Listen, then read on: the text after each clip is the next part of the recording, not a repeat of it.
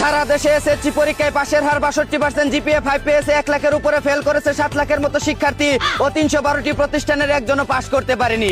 এই হলো দেশের টিকটক সুনামনীদের অবস্থা। সবই হচ্ছে প্রেম প্রীতি আর স্মার্টফোনের কেরামতি।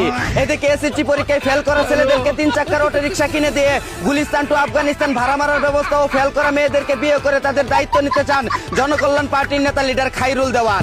অন্যদিকে আজ বিশ্ব সিংহ দিবস। বাহিরে সবার সামনে সিংহের মতো গর্জন করে, ঘরে বউয়ের সামনে বিড়ালের মতো মেউ মেউ করা সাহসী ভাইদের জানাই সিংহ দিবসের শুভেচ্ছা।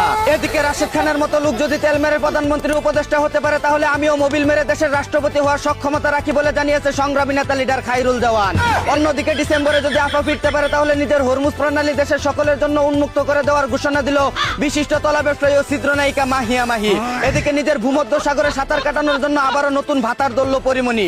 ধারণা করা হচ্ছে তার অথৈ সাগরে সাঁতার কেটে কুল কিনারা না পেয়ে যে কোনো সময় তলিয়ে যেতে পারে সেই বাঙ্গির নাতি। অন্যদিকে গ্রামে কখনো লোডশেডিং হয়